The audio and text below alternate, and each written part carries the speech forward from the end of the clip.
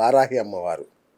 So Varahi అమ్మవారు అంటే కొందరు చెప్తూ ఉంటారు, వారాహి అమ్మవారును ఇంట్లో పూజించకూడదు, హ్మ్. వారాహి అమ్మవారును ఆ, దేవాలయాల్లో అంటే లైక్ అంటే ఎవరికైతే ఉపదేశం ఉందో లేదా ఎవరైతే దాన్ని పూజించేటువంటి వారు వేరే, మనం పూజించకూడదు అనేటువంటి నెగిటివ్ ప్రచారాన్ని కూడా కొంతమంది చేసేటువంటి పరిస్థితి కూడా ఉంది. హ్మ్.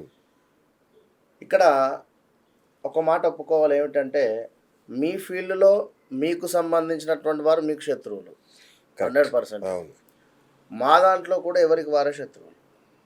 కనుక అమ్మవారు అది వారాహి అమ్మవారు మన యొక్క హిందూ అమ్మవారు కనుక 100కు 100% మనం పూజించవచ్చు. అయితే ఇప్పుడు కొన్ని దానికి సంబంధించినటువంటి నియమ నిబంధనలు ఉంటుంది. అవును. ఇప్పుడు పంచముఖ ఆంజనేయ స్వామి ఫోటో అది ఇంట్లో ఉండడం వల్ల జరిగేటువంటి రిజల్ట్ ఏమిటి? హ్మ్. ఈ యొక్క మన చేతిలో హనుమంతుల వారు ఈ యొక్క గుట్టను తీసుకొని వెళ్ళేటువంటి అవును. ఫోటో ఉండడం వల్ల అంటే కొన్ని కొన్ని ఫోటోలు ఉండాలి, కొన్ని కొన్ని ఫోటోలు ఉండకూడదు ఓకే. ఇంట్లో ఉండేటువంటి పూజా మందిరంలో.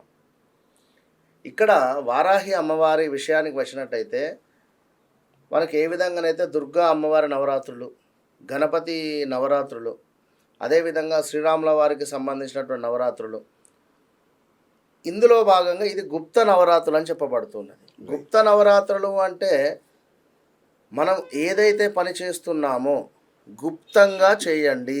హ్మ్. సో అచ్చా. ఇది ఓకే. గుప్తంగా చేసుకునేది మన బాధ. ఇప్పుడు చిన్నతనంలో ఒక సైకిల్ కావాలి, ఎవరిని అడుగుతారు? మీ తండ్రిని కానీ అవును. అమ్మని కానీ అడుగుతారు. వారు నేను కొనియను అంటే అలుగుతారు. ఆ అలకలో చాలా రకాలు ఉంటాయి. అన్నం తినకపోవడం కానీ, ఇంట్లోంచి వెళ్ళిపోవడం కానీ, లేదా 2 రోజులు ఫ్రెండ్ ఇంట్లో ఉండడం కానీ, లైక్ ఇంకేదైనా కావచ్చు. ఆ విధంగా అలిగిన తర్వాత మన అమ్మనో నాన్ననో వీని బాధ భరించలేకపోతున్నాము, దీనికి అవును. ఒక సైకిల్ అయితే కొనించాలరా అవును. అనేటువంటి విధంగా మనకు ఏదో రకంగా వారో సైకిల్ కొనిస్తారు. అవును. అదే రకంగా అమ్మవారి యొక్క ఆరాధన చేసే సందర్భంలో అమ్మవారిపై మనకు ఆ అలక ఉండాలి. అంతే. ఓకే. ఆహాహా! ఏ అమ్మవారికైనా ఆహా! అంటే ఉపవాసము. హ్మ్. ఇప్పుడు 9 రోజులు నవరాత్రుల దీక్ష అవును. ఏమిటి? ఉపవాసంగా ఉండాలి, అమ్మవారిని పూజించాలి. ఏం ఉపవాసం ఉంటాం, ఏం పూజిస్తాం? అమ్మవారి యొక్క ఫోటోని ఇంట్లో పెట్టద్దు అని చెప్పి కొందరు అంటున్నారు, ఇంట్లో పెట్టుకోవచ్చు అని చెప్పి మరికొందరు అంటున్నారు. ఫోటోను కాదు, మీరు ఒక దీపారాధన చేసినా చాలు.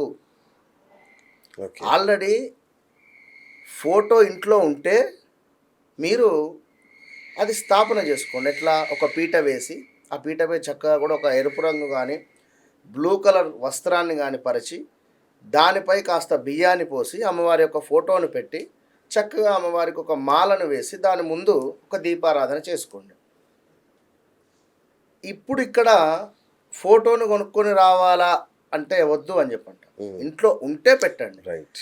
ఎందుకు చెప్తున్నాను ఈ విషయం అంటే, లాస్ట్ నవరాత్రులలో భాగంగా ఒక తల్లి ఇంట్లో అమ్మవారిని పూజించింది 9 రోజులు. పూజించిన తర్వాత 11వ రోజు ఇక పౌర్ణమి వచ్చాక మనకేమిటి, ఆషాఢ మాసంలో ఈ యొక్క అమావాస్య నెక్స్ట్ డే నుండి అంటే పాడ్యం నుండి కూడా నవమి వరకు కూడా మనకు అమ్మవారును కొలుస్తారు. ఆ 9 రోజులు కూడా అయిపోగానే ఆ ఫోటోను తీసుకొని గుడికి వచ్చేసింది. హ్మ్. సంకలో పెట్టుకుంది, ఫోటో వచ్చేసింది. మేము అక్కడ గుళ్ళో ఉన్నాం, అది తీసుకెళ్ళింది గుడి వెనకాల పెట్టేసింది ఫోటో. నేను చూస్తూ ఉన్నా. అమ్మ ఏం తీసుకువచ్చారు, ఏం పెట్టారమ్మా అన్న. ఇంట్లో ఉండకూడదు, అమ్మవారి ఫోటో తీసుకువచ్చి పెట్టా అని చెప్పాను. నేను పోయి చూసేసరికి వారాహి అమ్మవారి ఫోటో అది. అసలు మీరు ఎందుకు కొన్నారు, మీరు ఎందుకు పట్టుకోవచ్చి ఇక్కడ పెట్టిండ్రు? అవునా కాదా? అవును. అంటే జనాలు ఇది కావాలి, ఎట్లా చేయాలి అనేటువంటిది తెలుసుకోవట్లేదు. ఇది కావాలి మంచిదే. అవును. ఇప్పుడు పూజ చేశారు, ఇన్ని రోజులు దాన్ని తీసుకువెళ్ళి మళ్ళీ అక్కడ పెట్టేశారు, మళ్ళీ నెక్స్ట్ ఇయర్ మళ్ళీ కొత్తది కొంటారా? హ్మ్. అసలు ఎందుకు కొన్నారు? ఒకవేళ ఫోటో ఉంటే పెట్టుకోండి, లేదా ఫోటో అవసరం లేదు.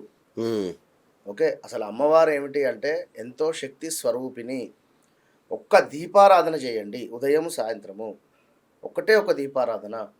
అది కూడా ఇంట్లో కుదిరితే దక్షిణం వైపుగా దీపారాధన పెట్టండి ఇంట్లో.